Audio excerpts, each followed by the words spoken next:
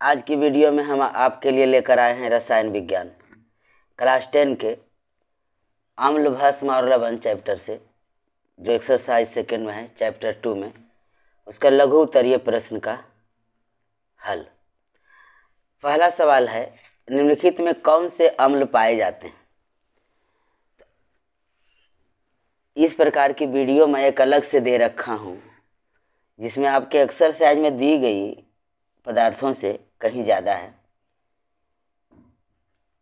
इसमें 3, 4, 5 पदार्थ दी गई है। एक्सरसाइज का मैं भी करवा रहा हूँ। ज़्यादा देखना है मेरी वीडियो को आप देखें। तो सबसे पहले तो आपको चैनल को सब्सक्राइब करना होगा। अच्छा लगे वीडियो तो लाइक और शेयर भी करना होगा। फर्स्ट क्वेश्चन है, कौन सा अम्ल पाए जाते हैं निम्नलिखित पदार्थों में। पहला है नींबू रस, सिट्रिक अम्ल। नींबू रस में सिट्रिक अम्ल, इमली टार्टरिक अम्ल, सिरका एसिटिक अम्ल, विटामिन सी एस्कॉर्बिक अम्ल। क्वेश्चन में दे रखा है विटामिन सी की गोली, विटामिन सी एस्कॉर्बिक अम्ल। खट्टा दूध हो या दही हो, लैक्टिक अम्ल पाई जाती है। खट्टा दूध में भी लैक्टिक अम्ल।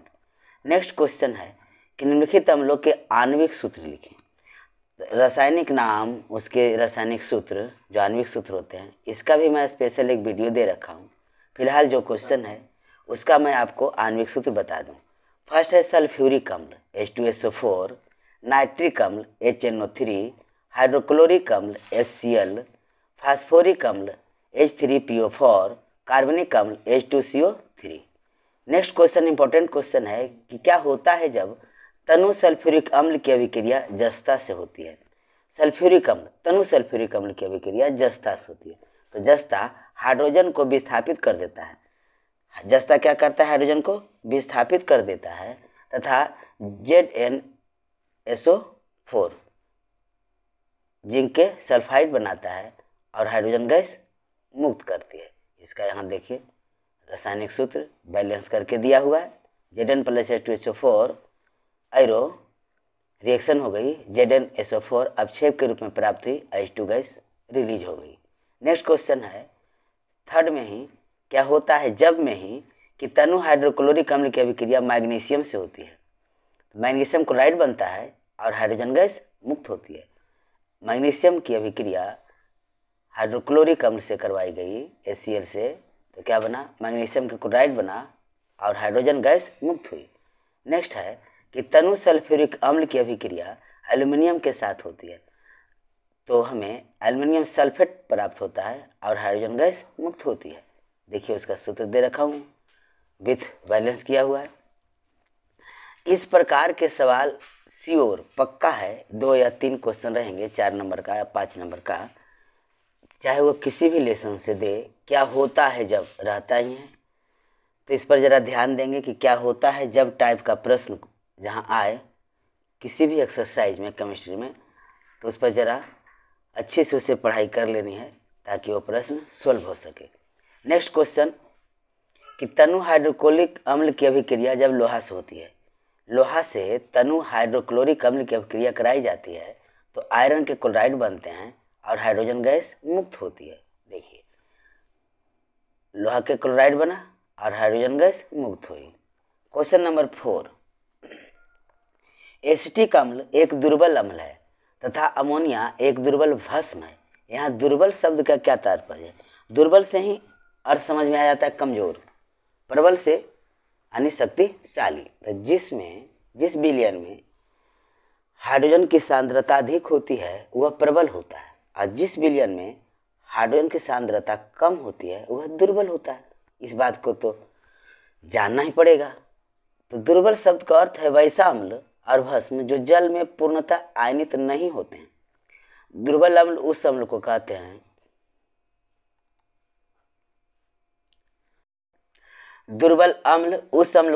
हैं जो जल में आंशिक रूप से आयनित होते हैं, और दुर्बल भस्म भी जल में आंशिक रूप से आयनित होते हैं।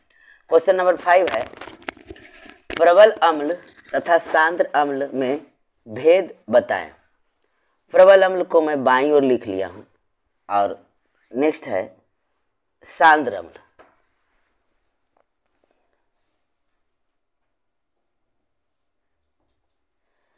जल में घुलकर लगभग पूर्णतः आयनित होकर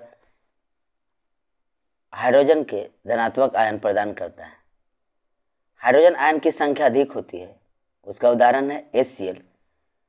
और सांद्र अम्ल का मैं डिफरेंस दे रहा हूँ कि विलयन में अम्ल की मात्रा अधिक होती है और जल की मात्रा कम होती है, उसका उदाहरण दे रखा हूँ H2SO4। इसका सेकंड क्वेश्चन बनाया है, क्वेश्चन नंबर 5 का सेकंड है कि प्रबल भस्म और दुर्बल भस्म, वहाँ प्रबल अम्ल और सांद्र अम्ल थी, यहाँ प्रबल भस्म और दुर्बल भस्म है। वैसा भस्म जलीय विलयन में लगभग पूर्णतः आयनित होकर अधिक मात्रा में हाइड्रोक्साइड प्रदान करते हैं, प्रबल भस्म कहलाते हैं, जिसका उदाहरण है NaOH सोडियम हाइड्रोक्साइड। और दुर्बल भस्म वैसा भस्म जो जलीय विलयन में आंशिक रूप से आयनित होकर कम मात्रा में हाइड्रोक्साइड आयन प्रदान करते हैं, दुर्बल भस्म कहलाते हैं, जैसे NH3OH ammonium hydroxide. Question number 6 है कि कार्बोनेट का उदासीनीकरण ऑक्साइड तथा हाइड्रोक्साइड के उदासीनीकरण से भिन्न कैसे होता है। कार्बोनेट का उदासीनीकरण से कार्बन हाइड्रो डाइऑक्साइड गैस मुक्त होती है, कार्बन हाइड्रोक्साइड गैस मुक्त होती है, और जबकि हाइड्रोक्साइड का उदासीनीकरण करते हैं तो ऑक्सीजन गैस मुक्त होती है।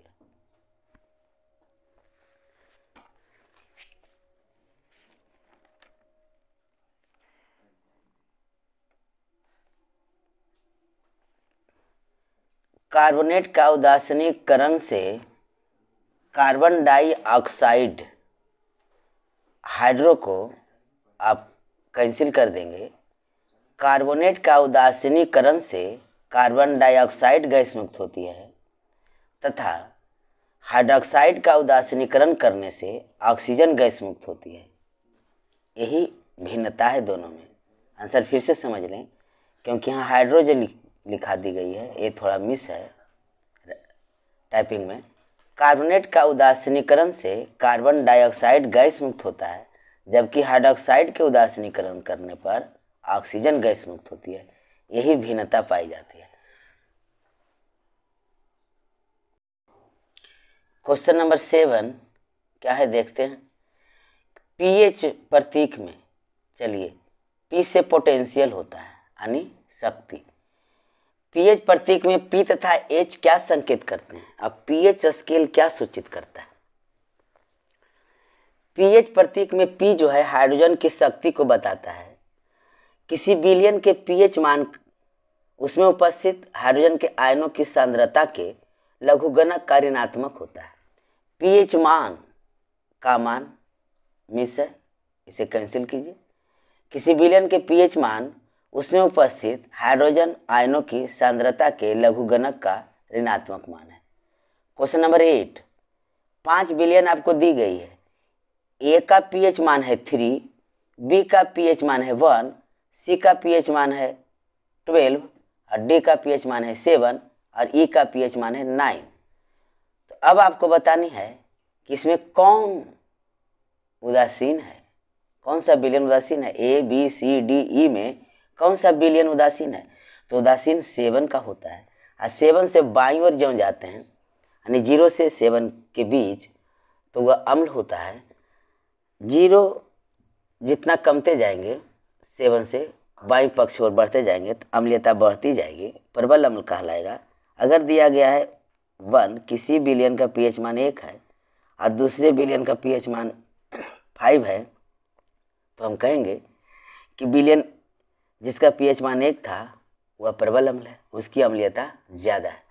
7 उदासीन हो जाता है और 7 से जैसे ही हम आगे बढ़ते हैं 7.1, 7.01, इससे कुछ जब आगे बढ़ते हैं 14 तक तो क्षारीयता बढ़ती जाती है, बेसिक होता है।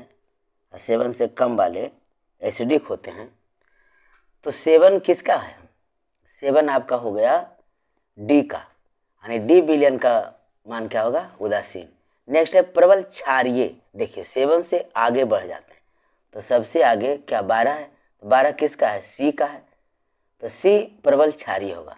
विलयन सी वाला, सी बोतल या कुछ भी है जो सी सूचित कर रहा है जिस विलयन को, वह क्या होगा? प्रबल क्षारीय होगा। सी, ए बी सी, 12 सी पर है, प्रबल क्षारीय सी। ठीक, चलिए क्वेश्चन नंबर 3 में है कि प्रबल अम्लीय कौन है? सबसे कम किसका मान है? एक किसका है? बी का। तो प्रबल अम्लीय कौन हो गई? बी वाला। नेक्स्ट है दुर्बल अम्लीय, यानी 7 के लगभग आसपास किसका है? 7 अम्लीय, 3 इसमें आ गया, 9 तो 7 से बड़ा हो गया, 3 किसका है? देखिए 3 ए का है। तो दुर्बल अम्लीय कौन हो गए? ए। और दुर्बल क्षारीय यानी 7 से ऊपर, 14 से कम, ज़्यादा कम, कौन है? ई। ई का मान कितना है? 9। क्षार में आ गए, 7 से ऊपर क्षार होता है तो 9 है, 12 तो प्रबल हो गए 9 की अपेक्षा, तो 9 किसका है? ई का। तो ई हो गई दुर्बल क्षारीय। चलिए क्वेश्चन नंबर 9 क्या कहता है कि 3 अम्लीय विलयन दी गई एक्स वाई जेड और पीएच मान उसका दिया गया है, एक्स का है 0, वाई का है 3 और जेड का है 5। तो किस विलयन में हाइड्रोजन आयन सर्वाधिक होंगे? एक्स विलयन में, क्योंकि एक्स का मान क्या है? 0। जिस विलयन का हाइड्रोजन आयन का मान ज़्यादा होगा अम्लीय होगा और जिसका कम होगा क्षारीय होगा। तो एक्स विलयन का होगा क्योंकि उसका 0 है। और किस विलयन में हाइड्रोजन आयन सबसे कम है? देखिए जेड का मान है 5, जेड का पीएच मान है 5, 0 और 3 से तो ज़्यादा है, इसका मतलब उसका हाइड्रोजन आयन क्या है? सबसे कम है। क्वेश्चन नंबर 10, अच्छी फसल के लिए मिट्टी का पीएच मान 5.5 से 7.0 होना चाहिए। किसान मिट्टी में चूना क्यों मिलाता है? समझाइए। अच्छी फसल उपज के लिए, यानी फसलों से अच्छी उपज हो, इसके लिए मृदा का जो पीएच मान है वह 5.5 यानी 5.5 से लेकर 7 तक ही होनी चाहिए। अगर मृदा का पीएच मान 5.5 से कम हो जाती है, इसका अर्थ हुआ कि मृदा में अम्लीयता गुण बढ़ गई। तो उस अम्लीय गुण को कम करने के लिए ही किसान उसमें चूना मिलाता है। चूना क्या है? क्षार है, क्षार मिलाता है ताकि फसलों से उपज अधिक हो सके।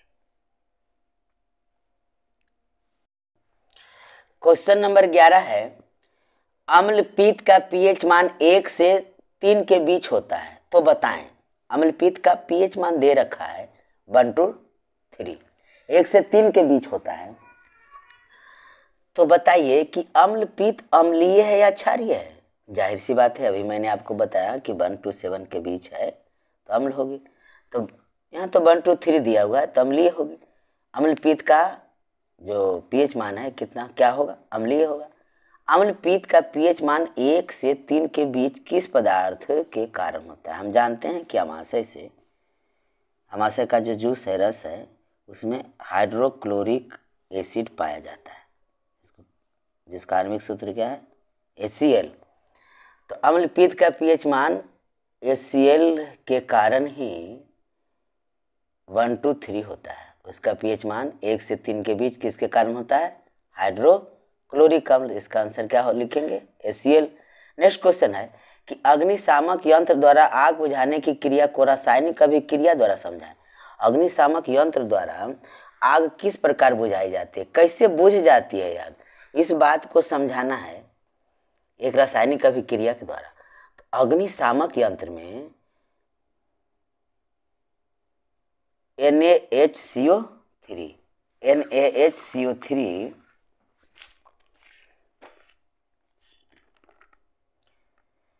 जिसको सोडियम बाइकार्बोनेट कहते हैं, NaHCO3 तथा H2SO4 होता है, यानी सल्फ्यूरिक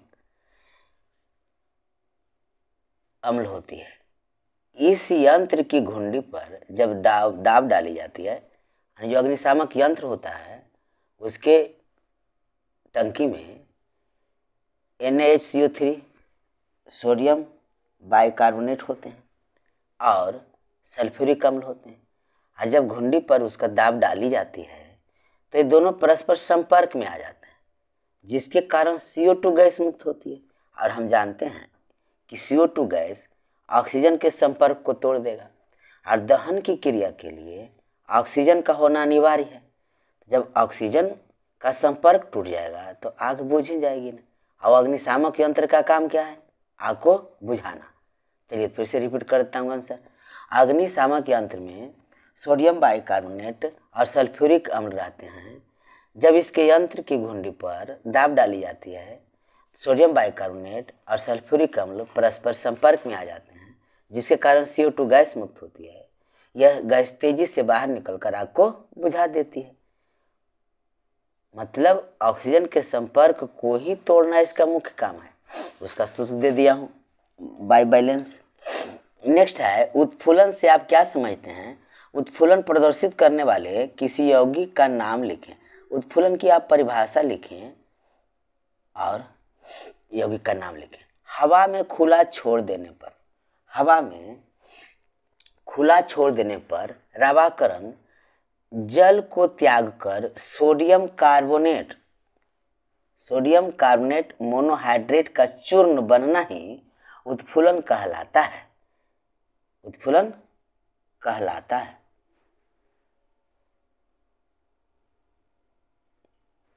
इसका सूत्र हम लिख सकते हैं Na2CO3 dot 10H2O arrow Na2CO3 dot H2O। फिर से सूत्र सुन लीजिए आप, मैं यहाँ टाइपिंग नहीं कर पाया हूँ। Na2CO3 dot 10H2O arrow Na2CO3 dot H2O। Next question है 14 नंबर कि किसी विलयन में हाइड्रोजन आयन की सांद्रता 10⁻⁻5 है तो pH मान ज्ञात करें और विलयन की प्रकृति बताएं। एक तरह से न्यूमेरिकल की तरह है, लॉग और एंटी लॉग अगर आप जानते होंगे। हाइड्रोजन आयन की सांद्रता कितना दे रखा है? 10⁻⁻5। तो pH जो है यानी पोटेंशियल किसका बता रहा है? हाइड्रोजन की। लॉग H धनायन, जहाँ H धनायन है वो कितना दे रखा है मान क्वेश्चन में? 10⁻⁻5। 10⁻⁻5 कोष्ट ब्रैकेट में उसे H प्लस की जगह, H धनायन की जगह वैल्यू रख लेंगे।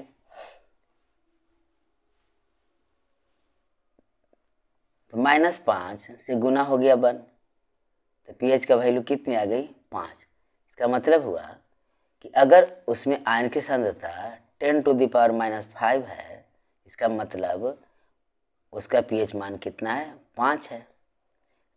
क्योंकि आप जब pH का स्केल का pH मान का परिभाषा आप पढ़ेंगे तो उसमें बताया होगा हाइड्रोजन के ऋणात्मक का यह लघु गणक है, ऋणात्मक ही है ना, -5 है। तो क्वेश्चन नंबर 15 कहता है कि यौगिकों के संबंध में उनके उपयोग से स्थापित करें। बाईं ओर आपको दे रखा है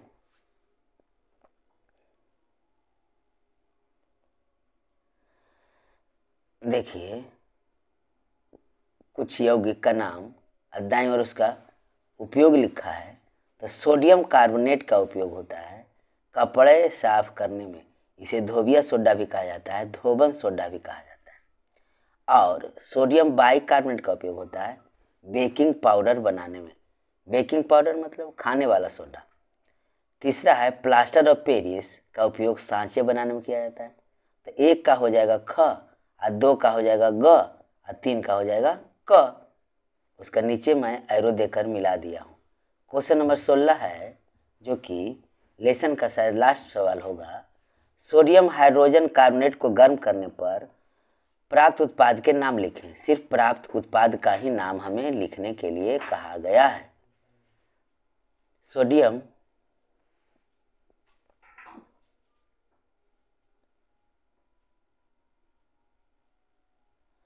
हाइड्रोजन कार्बोनेट को गर्म करने पर सोडियम कार्बोनेट जल तथा CO2 यानी कार्बन डाइऑक्साइड प्राप्त होता है। इसी में एक सवाल और बना दे रखा है कि उपयुक्त में निहित अभिक्रिया से संबंधित आपको एक रासायनिक समीकरण देना है। देखिए सोडियम बाइकार्बोनेट, यहाँ सोडियम कार्बोनेट हो गई, H2O यानी जल हो गई और कार्बन डाइऑक्साइड मुक्त हुई। यह सूत्र बना दिया गया है। उसी को सूत्र यहाँ भाषा के रूप में था। 16 का जो 1 है भाषा था और 16 का जो 2 है सूत्र लिखने के लिए कहा गया। तो चलिए इस प्रकार से आज की वीडियो कंप्लीट होती है। और यह लेसन अम्ल भस्म और लवण चैप्टर का लघु उत्तरीय प्रश्न आपके भारतीय वन बुक में 16 सवाल दिए गए थे, 16 क्वेश्चन था। मैं सारा का हल आपको करवा दिया। फिर मिलते हैं नेक्स्ट वीडियो में। धन्यवाद फॉर वॉचिंग माय वीडियो।